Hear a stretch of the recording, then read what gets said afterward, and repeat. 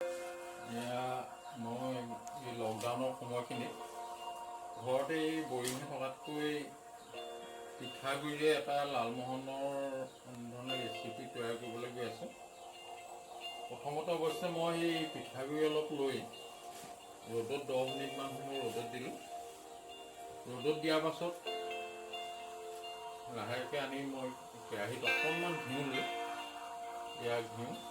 এই ঘিউ দি মই অলপ দি কেৰাহীত মই ভাজিলোঁ। অলপ সময় ভজাৰ পিছত মই গৰু গাখীৰ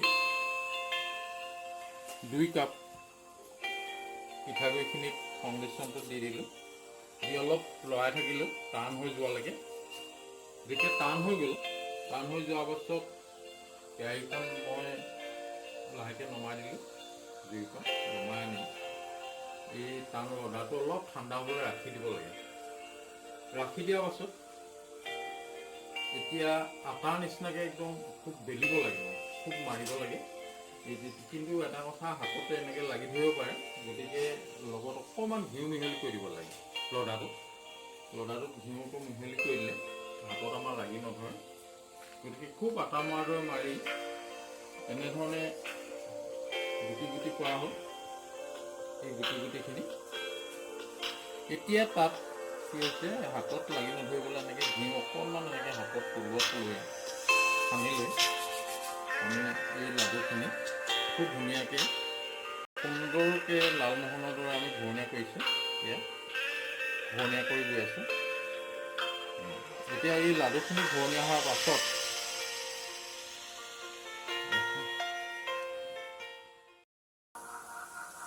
এই লাড়ুখিনি এনেধৰণে সম্পূৰ্ণ ঘূৰণীয়া হৈ যোৱাৰ পাছত এতিয়া আমি এই এটা চচত এয়া পানী গৰম কৰি আছোঁ।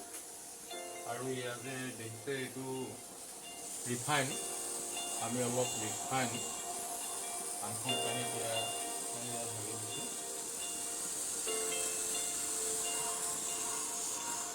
এতিয়া এই পানীখিনিত আমি চেনি পানী বনাম। ইয়াত অলপ চেনি ঢালি দিম। অলপ মিঠা হোৱাকৈ অলপ সৰহকৈ লাগিব চেনি।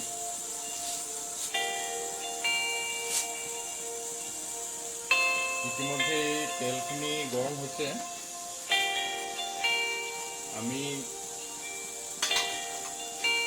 তেলখিনি সুন্দৰকৈ গৰম হ'ব দিম। ভাল ধৰণে গৰম হ'ব লাগিব তেলখিনি। ইয়াত চেনি পানী, চেনিখিনি কিন্তু সোৱাদ আহিব লাগিব, যথেষ্ট সোৱাদ হ'ব লাগিব। সোৱাদ কম হৈছে, আমি অলপ চেনি ঢালি দিম।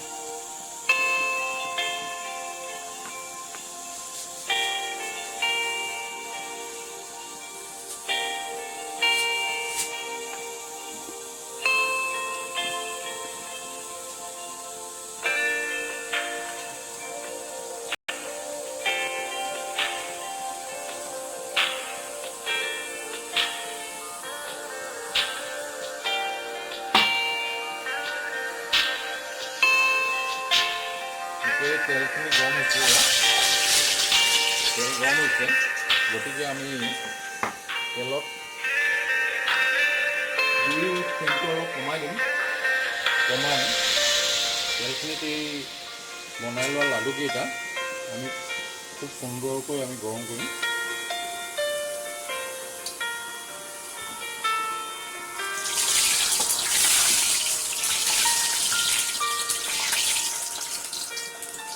ধুনীয়াকৈ ৰঙা হৈ যাব লাগিব।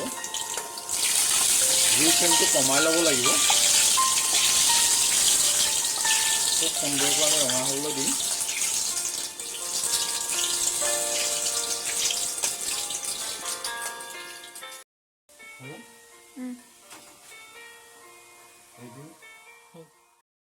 এতিয়া আমি এই যিখিনি বনাই লৈছিলোঁ ঘূৰণীয়া ঘূৰণীয়া লাডু, আমি ইতিমধ্যে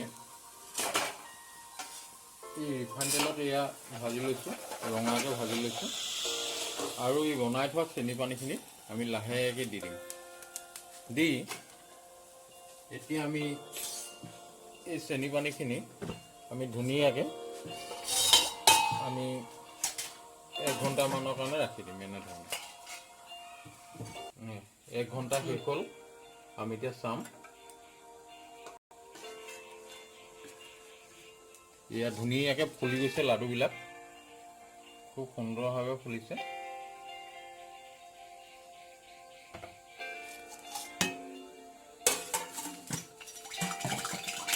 এতিয়া টেষ্ট কৰি চাম।